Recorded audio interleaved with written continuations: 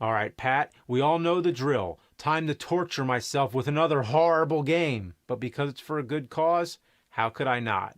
It's Snoopy's Silly Sports Spectacular.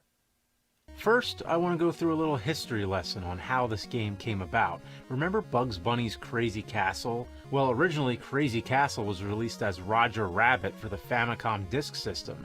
And no, it has nothing to do with the LJN published travesty Roger Rabbit for NES. And notice I said published. Did you know Who Framed Roger Rabbit was developed by Rare, the company that made great games like Donkey Kong Country and GoldenEye? As much as I've pointed fingers at LJN for publishing shitty titles, let's be honest, Rare was also an accomplice to the crime. Anyway, Kemco was the company that made this Roger Rabbit, but after some time the rights to that franchise expired, so when it came time to make the next game, they went with a Donald Duck theme. Kemco was able to do this because they had the license to publish Disney-themed games in Japan. What is that, Donald and Daisy beating the shit out of each other? Looks like they should have called it Donald Duck's Domestic Abuse. They wanted to release this in North America, but the problem was, at the time, Capcom held the exclusive license with Disney, and they did a great job with it, giving us classics like DuckTales, The Little Mermaid, and Darkwing Duck. And that finally brings us to Snoopy, which is what Kemco decided to go with for the North American reskin. Now, as much as I love Snoopy and the whole Peanuts franchise, was this really the best choice? Were kids or anybody really asking for a Snoopy game? So, this is Snoopy's Silly Sports Spectacular. It's a multi-sports mini mashup similar to track and field. It's set in Italy, which makes no sense. If anything, it should take place in Duckburg since it was a Donald Duck game originally, and it makes even less sense now that it's got the Peanuts branding. It's almost like Kemco created the game for something entirely different, but once they were in control of the Disney license, it was quickly retooled in order to get it out fast, which is the classic tale of tragedy to so many bad games. To top it off, the game appears to be a huge ripoff of alternative world games for the Commodore 64. So we already have a relicensed, rebranded, retooled, rushed into production reject of a release, and I haven't even started on the gameplay. So the game is comprised of a bunch of mini-games. It would have been nice if you were a different Peanuts character for each event, but they went the cheaper route and limited the characters to just two, Snoopy and his brother Spike. Let's talk about the events. The sack race is a race inside a potato sack. Fair enough idea for a mini-game, but my question is, what's up with this street? Have you ever seen a street with so many manhole covers? It's like they knew the game was shit, so they wanted to give every opportunity possible to remind you where it belongs. You essentially just tap A and press right to keep jumping. Holding down A will make Snoopy jump farther, and tapping it quicker will make smaller jumps. You just need to keep a good steady pace doing medium to long range jumps while avoiding the manholes. The annoying part is when Spike gets left behind, Woodstock will push him forward, essentially cheating them back into the game. It's similar how when you play Mario Kart and if a racer falls into 8th place, the game will help out by raising the chances of a star or a lightning bolt. The game rewards you for sucking, but that's not really fair to the person who's doing well. And when Snoopy wins, what's he doing underneath that bag? Alright, here we have boot throwing. For this one, you rotate the D-pad clockwise. That sounds like fun, right? And then hit the button at the appropriate time to see how many feet Snoopy can toss the boot. While waiting for the events to load, I get impatient and I'm just tapping the button in hopes that the screen will load faster.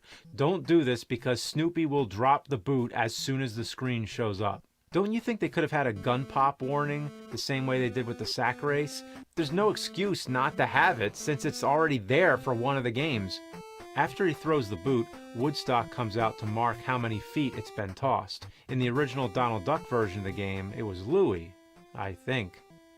I can never tell the difference between Huey, Dewey, and Louie, so I rewatched one of the cartoon shorts, and it's simple. The one wearing green is the one wearing red is and the one wearing blue is Get it now?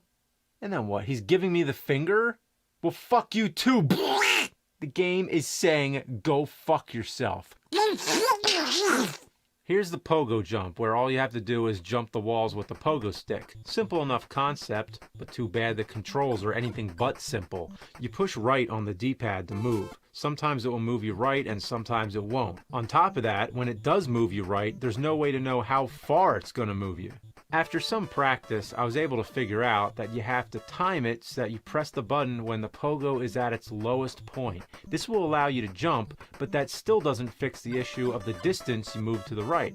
The worst part is if you get too close to the wall, it doesn't allow you to go back and reposition yourself for a clean jump. If they would have just allowed you to back up to get in the right position, this event might have been decent.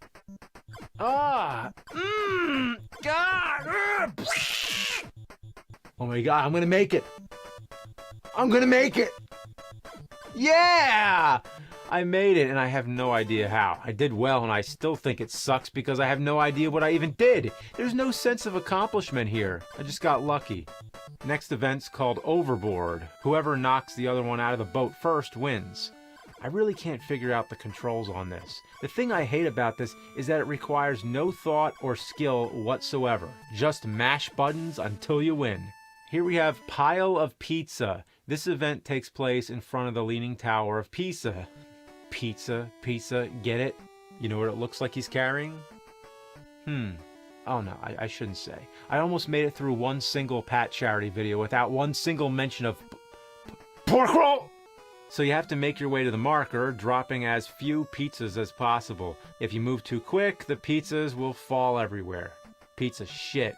You need to move as slow as possible if you want any hope of getting to the other side with a complete stack of pies.